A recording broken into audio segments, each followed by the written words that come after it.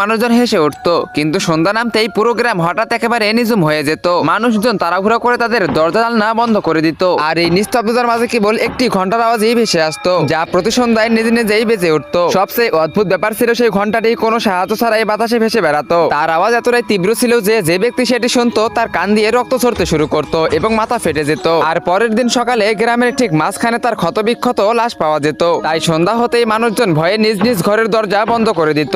আর ঠিক সেই গ্রামেই থাকতো ঠুংঠুং। ঠুংঠুং সারাদিন মাঠে কঠোর পরিশ্রম করত এবং সন্ধ্যা নামার আগেই বাড়ি ফিরে আসতো। কিন্তু ঠুংঠুংয়ের মাথায় সারাক্ষণ একটি প্রশ্ন ঘুরপাক খেত, যদি ঘন্টাটি বাতাসে ভেসে বেড়ায় তবে তার পেছনের অদৃশ্য শক্তিটি কি এবং তার রহস্যটাই বা কি। একদিন সন্ধ্যায় ঠুংঠুং নিজের ভাবনায় এতটাই মশগুল হয়ে পড়েছিল যে সে টেরই পায়নি কখন সন্ধ্যা 7টা বেজে গেছে। সচেতন হতে সে দ্রুত বাড়ির দিকে রওনা দিল, কিন্তু গ্রামে পা রাখতে সে দেখলো সেই ঘন্টাটি বাতাসে ভেসে সোজা তার দিকেই আসতেছে। এটি দেখে ঠুংঠুং ভীষণ ঘাবড়ে গেল। ঠিক তখনই ঘন্টাটি ভাসতে ভাসতে তার একেবারে কাছে এসে থেমে গেল এবং প্রচন্ড শব্দে বাজতে শুরু করলো। তার আওয়াজ এতটাই তীব্র ছিল যে পুরো গ্রাম কেঁপে উঠলো। কিন্তু ঠুংঠুংয়ের সেই আওয়াজে কিচ্ছু হলো না, কারণ সে জন্ম থেকেই বয়রা ছিল। কিন্তু সে মানুষের ঠোঁট নাড়ানো দেখেই কথা বুঝতে পারতো। আর তখনই হঠাৎ করে ঘন্টাটি বাজা বন্ধ হয়ে গেল এবং সেটার ভিতর থেকে একটি ছোট্ট বাচ্চার আত্মা বের হয়ে এলো। গাইস, আমি ইদানিং শুনতেছি যে ফ্রি ফায়ার থেকে নাকি পাবজি প্লেয়াররা অনেক বেশি বেড়ে গেছে। তো আজকে আমি এটাই দেখবো। তোমাদের কোনো কিছুই করতে হবে না। তোমরা যদি ফ্রি ফায়ার খেলে থাকো এবং ফ্রি ফায়ারকে ভালোবেসে থাকো তবে অবশ্যই ভিডিওতে লাইক করে চ্যানেলটিকে সাবস্ক্রাইব করে দাও। আর পাবজিকে ভালোবাসলে কমেন্ট বক্সে কালো লাভ দাও এবং ফ্রি ফায়ারকে ভালোবাসলে লাল লাভ দাও। আমি দেখতে চাই কার অডিয়েন্স সব থেকে বেশি।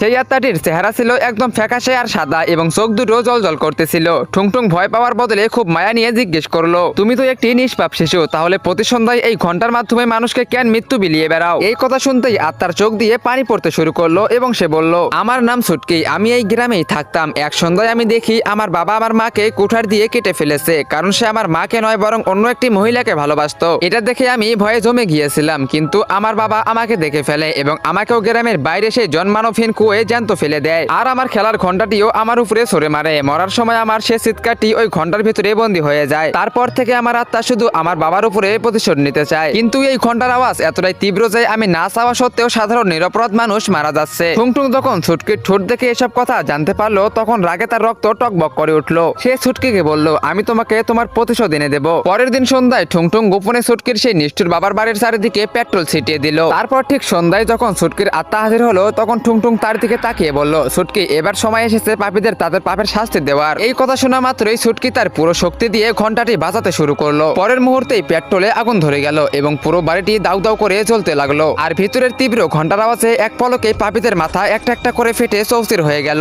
আর এটা থেকে ছুটকি অনেক খুশি হয়ে গেল এবং তার আত্মা শান্তি পেল।